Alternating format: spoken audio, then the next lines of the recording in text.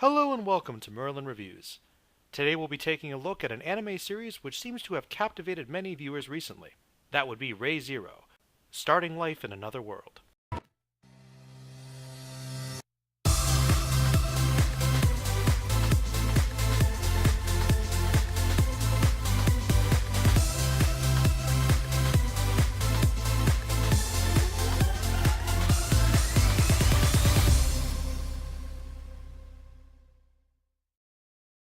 This anime was based on a series of light novels originally. Now, this series takes on a pretty standard trope in anime.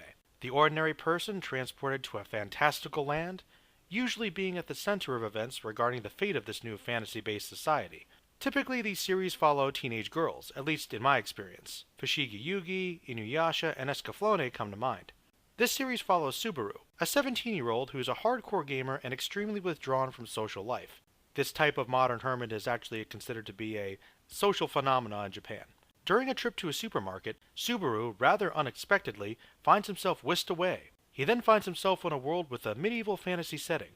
There, he encounters situations which get him killed. This is where the series gets its name and its primary hook, as Subaru seems to be able to return from each death, with each day resetting to a previous period, almost like a save point. In a sense, this makes the series seem like one advanced, interactive video game that the character is experiencing. Subaru, being a gamer, seems to have no real trouble accepting the situation, taking the situation in stride and remarking about save points, NPCs, leveling up, and so on. Subaru moves through different settings, occasionally dying and then trying to figure out what he did wrong to avoid dying again. At the center of his quest, as there often is a young, silver-haired half-elf named Amelia.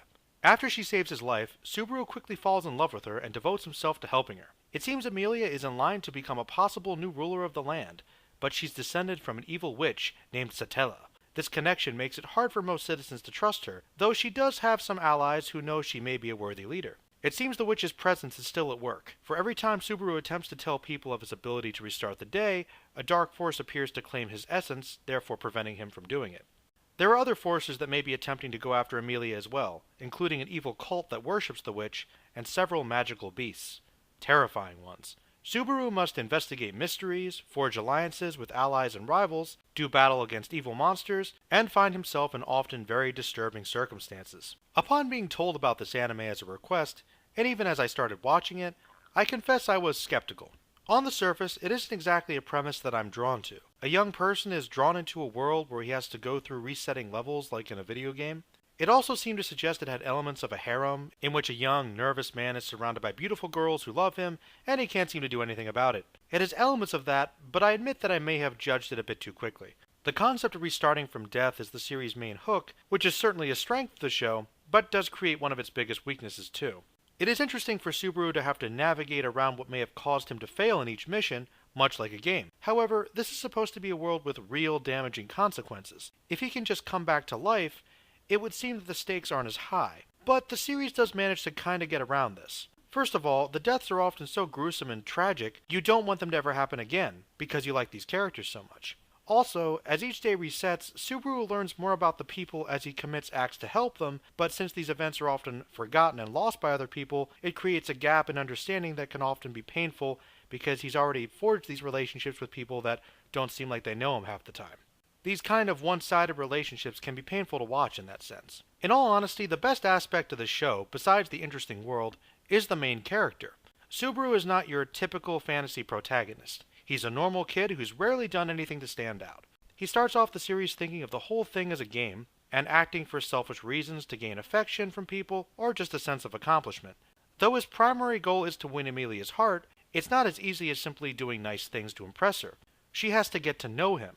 Moreover, he must improve himself as a person. Perhaps the best example of this throughout the show is him having to swallow his pride.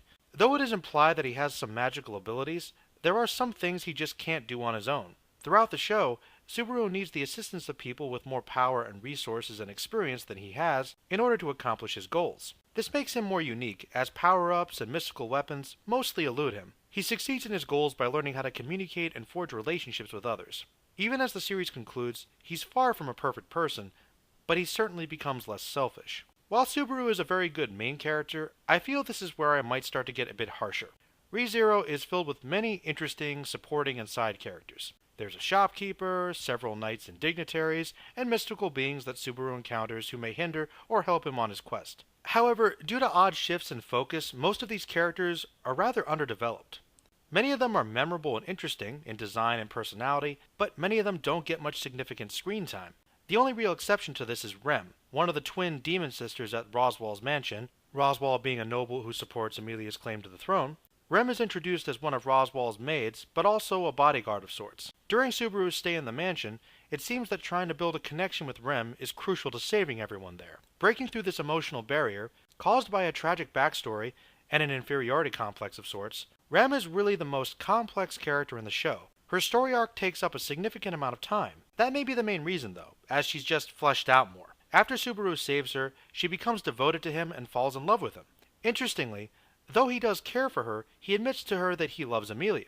Her devotion to him does not falter though, as she accepts this and still wishes to help him. Her sweetness and sincerity combined with being this badass in combat really makes her a very cool character. However, much like most events in the show, each segment feels somewhat disjointed, and you often forget that it's connected to the main plot. Amelia is a good character too, and does seem like a sensitive but strong heroic figure, but most of this is based on hearsay and Subaru's perceptions. Like many characters, there seems to be some depth there, and certainly some strong emotion, but we just don't know quite enough. You may be sensing a pattern here. Even though the show is about saving her, there are portions of the show where she simply isn't there. I suspect Rem and Subaru had more significant interactions than Subaru did with Amelia throughout the show. That being said, we do finally get some really good moments with them as the series concludes, but it just feels like a little too late. The romance is hard to deny, but I owe it to more atmospheric conditions, such as the performances of the voice actors and the music, than I do the actual characterization and writing. Most of the other characters are there to be fun and help keep the plot moving along, and many do have good moments as well, but usually just an episode or two. Some are introduced early on again, as if they are being established for something more, and they never show up again. If I had to describe Re:Zero in a phrase, it would be a false sense of security. Though I think the show does spend too much time on subplots, like Subaru getting a job at the mansion, things can get a little mundane, until they're not. There are so many episodes that end on disturbing cliffhangers where you're just wondering what horrible creature or spell is coming. It's honestly a bit unnerving. I had to take a break after one episode, involving many deaths of innocents and a certain beheading. That particular scene is one of the bleakest endings of any episode of any TV show I've ever seen. Then again, it's counteracted by the fact that it's all about to be undone anyway. I find villains to be fascinating, and they're often my favorite part of any story, especially if they're good. And the most interesting villain of Re:Zero is often behind the scenes. The witch's presence is certainly felt, but you don't really understand the motivations of what's going on with the people that work for her until the series is just about over. There are a few minor villains, but the one that stands out the most would be the leader of the witch's cult, who is essentially the Joker if he was a religious fanatic. Though to be honest, I think this guy might come off as crazier. He seems pretty threatening at first, but he just comes off kinda comical after a while. Also, surprisingly underdeveloped. As is the entire cult for that matter, their entire religion doesn't make a whole lot of sense to me. It's never really explained. I guess the biggest flaw of the show is that, though it does have the big picture concept down, it's all the small details that are just underexplored. The characters, the world, the history, and the motivations of all the different factions would have been awesome to learn more about. They give you hints, but mostly you just kinda have to fill in the blanks for yourself. I'd say it's not important, but it just feels like half of this series' runtime could have probably been used to flesh out so many other things. At the end of the series, for instance, we still don't really know anything about Subaru before he was sucked into this world. In fact, we don't even know why he was brought here in the first place. These are kinda big things. I'm sure the manga or novels probably flesh things out, but I just have to judge the show as it is. At its core though, Re:Zero isn't really about the fantasy. It's a love story. Though I kinda feel like the best romance of the show was sort of glossed over, it was one-sided, and that's rather true to life, which I kind of appreciated. It does add a certain realism that is kind of refreshing in this show.